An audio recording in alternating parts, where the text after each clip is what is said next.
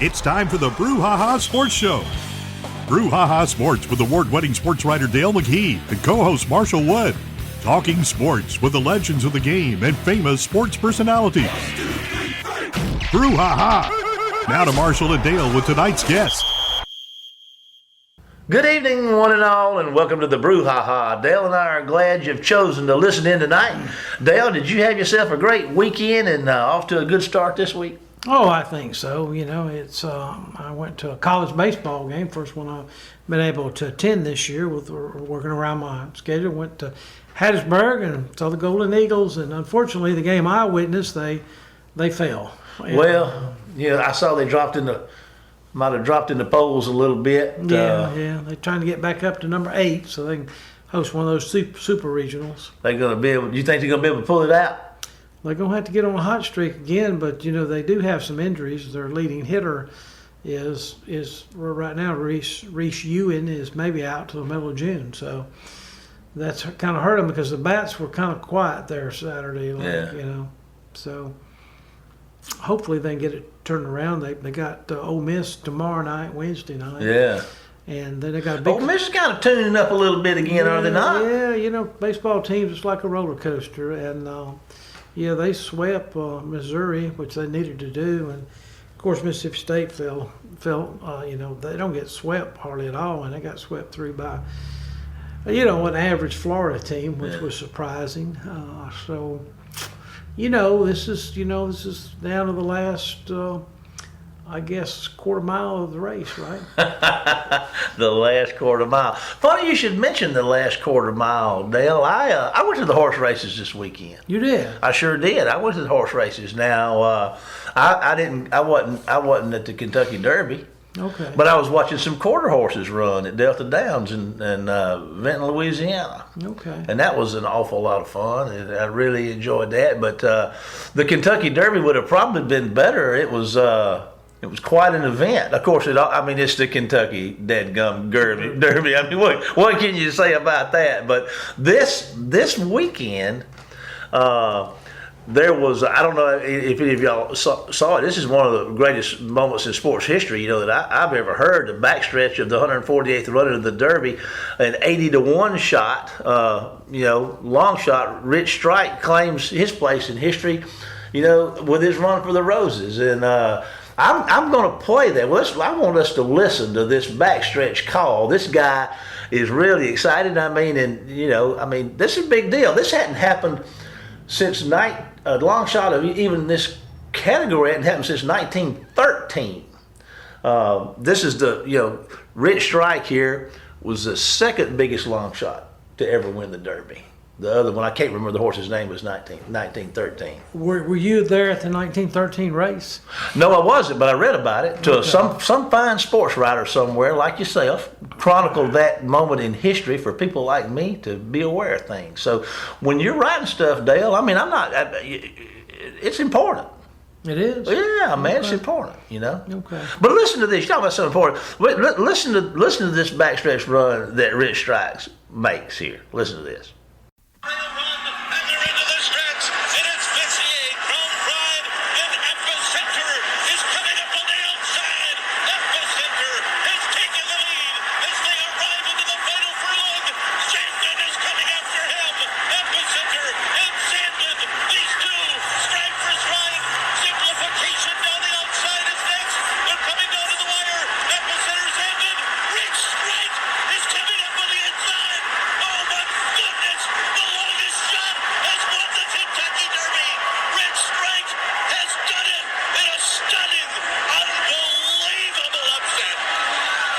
Well, there you have it.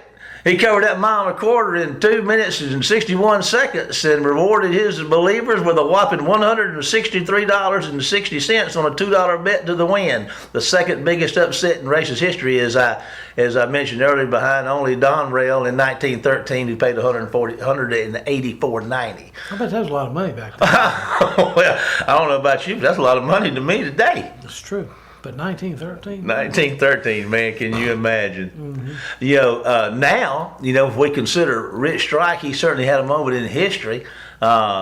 can he continue to prosper through the final two legs of the Triple Crown, the Preakness at Pimlico, well, I'm all tongue-tied, and then the Belmont, of course, at Belmont Park in Belmont, New Jersey.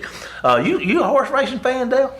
Well, I've watched the race just about every year. I kind of missed it this weekend because I was at the baseball game. But what I remember is, you really got excited about the race, especially, when I was a teenager. And I just remember the great Secretariat. Oh, man. I mean, that was the greatest horse. Still is. Probably the greatest athlete. Did you know Secretariat was voted one of the top 100 athletes of the century? Wow. I think I did read that somewhere that some fine sports writer had. Yeah. I mean that's phenomenal. Yeah. I mean, I think he set the record in every one of the races, and I'm not sure they don't all still stand. But anyway, that's good stuff. But I tell you, we got some more good stuff. Tell us about what we got tonight, Dale, with our guests. We're gonna talk softball, female softball. Female softball. We're gonna talk to one of probably, I know he's a future Hall of Famer. Yeah. Because he's had like 9 or 10 40-win seasons now based on this year. He's won 50 or more games 3 times. He won a national title. Wow. He's been to the World Series a bunch of times. He leads Jones Junior College, and he's a great individual, a great person. His name's Chris Robinson. Well, I tell you what, that's exciting. We're going to look forward. I tell you what, let's don't waste any time. Let's get right to Chris tonight. You do such a good job with our guests. We're thankful for that. But before we get to tonight's guest, let's hear from our sponsors, and then Dale and our guests will be right back after the break. Phillips Building Supply in Laurel, your hometown building supply store since 1954. We are locally owned and pride ourselves on helping our customers find exactly what they need. From foundations to roofs to doors and windows, Phillips has it. For tools, hardware, lumber, and plywood, visit Phillips Building Supply. Welcome to the show, Chris Robinson. How's everything in Ellisville, Mississippi, Coach? Well, Dale, it's hot today, that's for sure. We're getting close into the 90s and going to be in the 90s this week. But things are good, man. This is a great place, a great town, great community, so on and so forth. And so things are really, really good right now, buddy. Hey, well, give us a short recap of the weekend happenings down in Ellisville this weekend. Y'all hosted. Okay, well, we hosted the Mississippi Association Conference Tournament, which was us and 7 other teams from all over the state of Mississippi. There was 5 of the 8 teams were ranked in the top 13, if that tells you, in the country. So that tells you how good our league is. Wow. So out of those 8, 5 moved on to a regional, which will start this week at Copiah Lincoln Community College. But it was a good week. There was 15 total games played. The championship actually went to an if game between us and Copiah Lincoln, and Colin came out on top. They won the if game 4-3, and so hats off to Malia Howard and her staff and team. They did a tremendous job. Had a great week, a great tournament. So, but it was an exciting atmosphere in Ellisville this past week for sure. Well, listen. Of course, I've been over to your stadium several times. And JC's got some, I call them still JC, but they've got some great athletic facilities over there. How does your ballpark rate with some of the other JUCOs ballparks as far as facilities? Because I don't think I've been to another one except for maybe Meridian. Right. Well, Mississippi Gulf Coast built one about 3 years ago that is pretty close to ours. I mean, it's very, very nice. And a lot of people who come and play at our place, whether it's high school games or colleges or even like travel ball in the fall and the summer, they just rave about the facilities that we have athletic wise, and they say it rivals a lot of your mid-major Division I's at times. And so, and that's a testament to the vision that our board of trustees and Dr. Jesse Smith had. Back in 2011 when he said, "Hey, we're fixing to build something that nobody else is going to come close to." And he's right. I mean, it's been tremendous. Northeast Mississippi Community College did one did a baseball, softball facility like ours about 3 years ago as well. Both their fields of turf. So this is extremely nice as well. So I mean, there's a lot of good facilities that are coming up around the state of Mississippi. And if you're a fan of baseball or softball, you want to see some good ball, then I suggest going out and sitting in the ballpark and watching them, because even on the baseball side of it, there's some very good teams. Of course, our baseball team, Coach Wes Dixon, and them just qualified for the Region 23 tournament that'll be next week in Poplarville at Pearl River. How about that? Well, listen, you've been there now. When did you? I know you get close. You're over 500 wins now for your career, and I know you won 40 games or more 10 times. But now, when did you take over? In 2012. You've been the head coach 10 years. No, I actually took over in the summer of 2009. Dr. Smith called me in his office and said, "Hey, I'd like you to take over the program." And so 2010 was my first year, as the head coach, and had a great guy that was right along my side, and Bob Harrington for up until this year, and so we took it over. We hit the ground running, and the wins are great. I mean, people they've made a lot of noise about the 500 win this year, but Dale, that's a lot of kids, and that's come through that program, and I always just say I make the lineup get out of the way. Well, sometimes that's the best coach. You know your team and everything like that. Well, how does junior college softball, especially Jones, how do you find your players? Because you seem to find them from all over. Well, in the state of Mississippi, we can recruit statewide. About 10 years ago, they dropped the quote-unquote districts where you could only recruit in your area. And so we were able to go to South Haven all the way down to Gulfport to find kids to play. And that was about the time that Community Bank Park, we broke ground and cut the ribbon on it. And our program took off when that happened. So there's a lot of miles on the road, a lot of communication with kids. And the biggest thing is relationships. When we talk all the time about facilities and wins and losses and all that, but it's about relationships with kids, and so that's the biggest thing you got to do. And we always talk on our visits. We answer two questions, and one is as a player, could you see yourself playing here? And if they answer yes, then that means we've got a shot at her. But then we look at the parents and say, can you see yourself dropping your daughter off here? And if they say yes, then we know we're in the fold. And so, they have to trust that we're going to take care of their, 17, 18-year-old child for 2 years, and that's what we do. And then without the relationship, it's going to, you're not as successful as you are. And, we talk about success and everything, and I always tell them now, my success as a coach, is yes, the wins and losses are there, the championships are there, and I'm very, very thankful for those. But my success now is when I've got 3 or 4 wedding invitations sitting on my refrigerator right now from kids that played for me, and and that's success for me, because I've had a small part of their life that they saw enough to send me a wedding invitation or a job reference or something like that. So it's all about relationships if you really want to know how you get kids. Well, that is awesome that those girls would think that much about you years later to send you an invitation. That is a great testimony. Well, listen, let me ask you one other thing. As far as the tournament this week over at Colin, it's just so competitive. I saw a lot of games that were high scoring in the state tournament, like a 19-18 score, if I'm not wrong, and then your last game is 4-3. I mean, it just comes down to one mistake or one good hit, huh?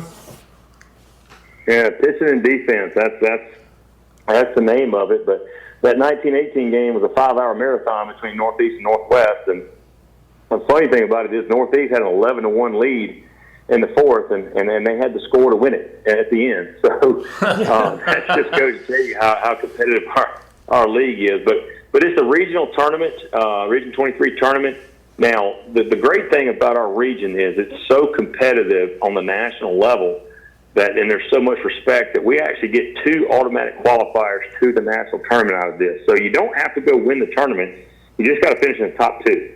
Now, and that's a task in itself, because now you've got, you actually have, now you have 5 of the top 13 teams are back in it again, because one team got eliminated in Pearl River, who was number 9 and probably got a candidate for National Pitcher of the Year, where they get knocked out of the conference tournament. And then you look up, and here comes LSU Eunice, who's sitting at 32-18 and ranked number 8 in the country. So you drop one that was number 9, you pick up the number 8 rank, and then, oh, yeah, by the way, you got to go play this thing all over again and finish in the top 2. So it's going to be a very exciting tournament. You know, I hope our kids are ready. You know, we're 43-10 right now, so, you know, that's been a terrific, you know, year for us so far. But, you know, our goal has always been to play on the last Saturday in May, and if you're doing that, that means you're playing for a national title. So we hope we can make that happen. Yeah, now, you know, just going back and reflecting on the past, I know we're always in the moment, but your 2018 team was a special team, wasn't it? Oh, it was. You know, the thing about that team was I remember coming home from practice one day in the fall, and I said, man, I don't know if we're going to get out of the conference tournament this year. And my wife just kind of laughed at me and said, well, yeah, we'll see. And then, you know, we went 54-3 that year, and you know, I only, you know, and won the, you know, conference tournament, the regional tournament, went on and run-rolled everybody in the national tournament but one team. And so it was just it was a special team. And they were not the most talented team that we've ever had here, but they were definitely the grittiest and the one that wanted it the most. And so for something like that, I mean, that's one of those truly, you make the lineup, get out of the way, and don't mess it up, you know. So, and they did that. They did a tremendous job. We had 4 kids that year that threw the ball really well, and we pitched and played defense and scored runs when we needed to. Okay. Now, where will the national tournament be played this year? It'll be at Oxford, Alabama, at Choccolocco Park. They take 16 teams. Like I said, the Region 23 will have 2 of those 16. And usually it's represented very well. You know, since 2011, a lot of people don't know this, but since 11, a team from Region 23, and that's, of course, the 15 Mississippi schools in LSU units, has either won the national championship, played for it, or both, or had both teams in the national championship game since 2011. So that's pretty phenomenal statistic right there. That is. So I assume that that the fast pitch softball coaches in Mississippi in the high school level are doing a pretty good job, right? They are. They really are. This is a game. I mean, you think about it. I mean, this game's only about a little over 30 years old in our state. I can say back, it's 20 years old. So it didn't start really to 01. So it's a little over 20 years old in our state. And our biggest problem, Dale, is the lack of pitching in our state versus athletic ability and so on and so forth. I've always thought athletically we have been as good, if not better, than most of the big time, your Californias, your Texases, your Floridas, places like that. It's just we fall behind a little bit on the pitching side of it, but we are catching up tremendously as far as that goes. How much? I'm just out of curiosity. How fast would one of your pitchers, one of your better fastball pitchers, rate on the radar gun compared to a baseball? So we've got a kid out of Philadelphia, Mississippi. Her name is Nia Luckett. She has hit 67, 68 on the gun, which in Major League Baseball terms, that is an upper 90s type of fastball. There's a kid in our league that just, the Pearl River that I was telling you about that could easily be National Pitcher of the Year. She's a 67, 68 kid, but we're consistently, the arms that you will see this week at the regional tournament are going to be consistently 63 to 66 all week. How about that? Well, listen, when I first met you over in Jones College about 20 years ago, I don't think did you ever think you'd end up as the head softball coach at Jones Junior College? Not a chance. I was just little. Well, I ain't one little, but I was this green behind the ears football coach who thought I was going to go be the next greatest thing. And I tell that story all the time. I started at Jones as student assistant, finished up my undergrad at Southern Miss. And I thought, hey, I'm going to be there 6 months, go get me a GA spot, and I'll be on the greener pastures. And little did I know, the greenest pasture I was already in. And 21 years later, I'm still here. And and it's great. This place is special. A lot of people, has had that chance to witness how special Jones College is, and it's the people here. And man, I just tell you, I've been so blessed. The Lord has blessed me so good, and and it's just been, I don't know how many more years I have left in it. Lord willing, I'll be here quite a few more, but I'll tell you what, it's been a heck of a ride, that's for sure. Okay. Well, since we're based out of Waynesboro, tell us about your some of the people that you may know in Waynesboro really well. Well, I better start with my wife. Okay. Well, that's kind of where I was leading you down that road there. That's where you were going with this, wouldn't you? Yeah, I was. No, I am married to the former Miss Carly Blackwell, and she is a phenomenal young woman. She is my rock, but she has been right there by my side since 2017. And so she grew up in Waynesboro, graduated Wayne County High School, and of course her parents, Steve and Debbie Blackwell. But there's a lot of people over that way that that has been supporting Jones softball and myself for quite a long time. And so, but boy, I'll tell you what, I better start with that one first. I got you. Well, we do appreciate it. Marshall's got a few words for you, but we really enjoyed our interview with you, and always good luck to the Bobcats, no matter what sport they're playing, but especially we'll be following you this weekend over in Wesson, Mississippi.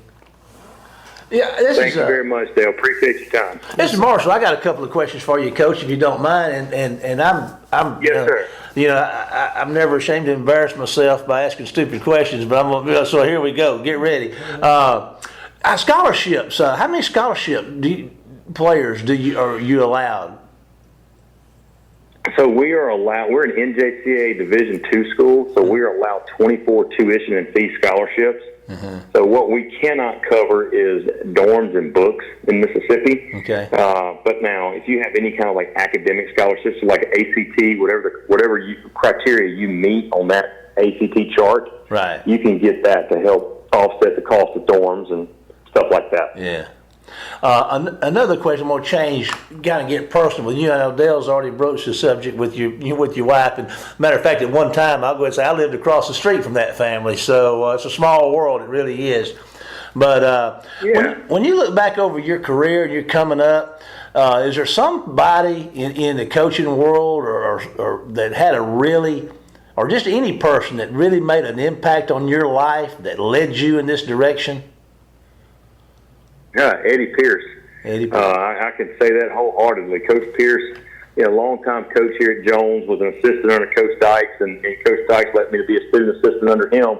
But Eddie, and the funny story about Eddie is, when I got there in 2001, he grabbed me and he said, if you'll stick with me, he said, we're going to do some really good things. And so he would take me out recruiting every Friday night with him.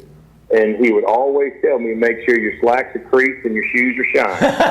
And he said, because we're going out and we're shaking hands and and he was. And that was, and it's always stuck with me, it's about first appearances with things.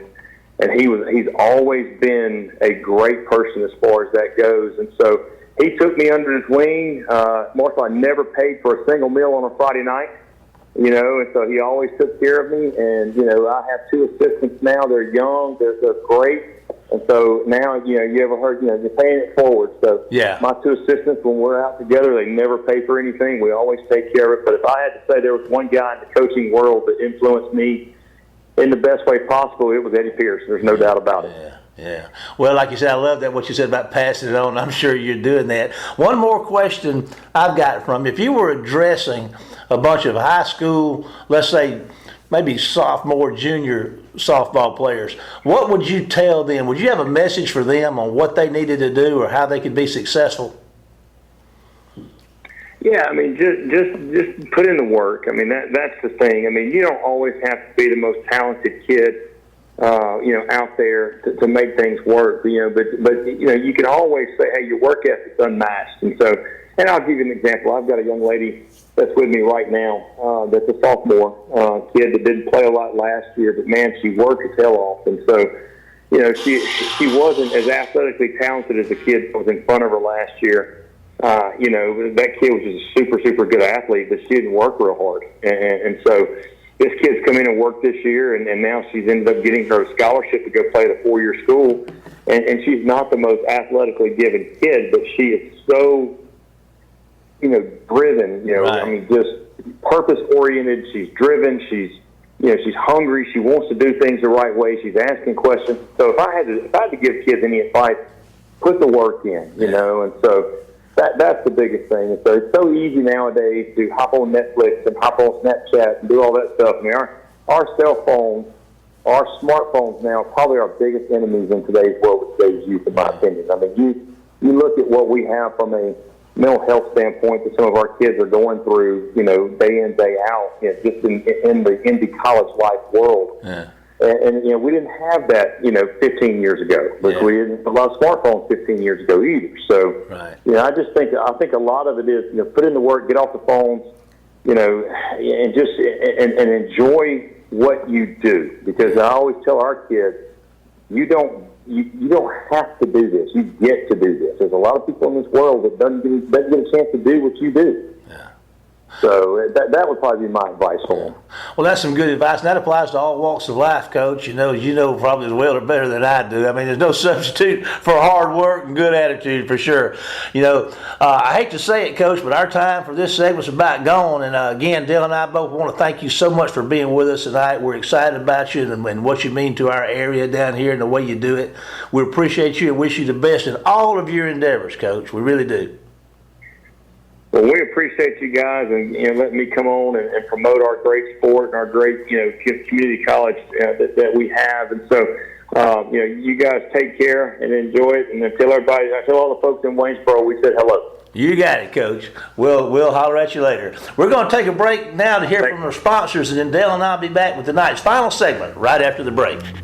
Phillips Building Supply in Laurel, your hometown building supply store since 1954. We are locally owned and pride ourselves on helping our customers find exactly what they need. From foundations to roofs to doors and windows, Phillips has it. For tools, hardware, lumber, and plywood, visit Phillips Building Supply. Welcome back, everybody. I'll tell you what, Dale, that guy, he's sharp. He's a good guy, isn't he? Yeah, he sure is. I tell you what, I don't guess unless you were pretty sharp you could be successful. That's a pretty high bar he set around here. Oh, yeah. Man. Like I said, all of his winning seasons. But, the thing impressed me about it was him talking about his relationships with the girls and how he's got about 5 wedding invitations on his refrigerator. Yeah. That's very impressive, Coach. Yeah. That's very impressive.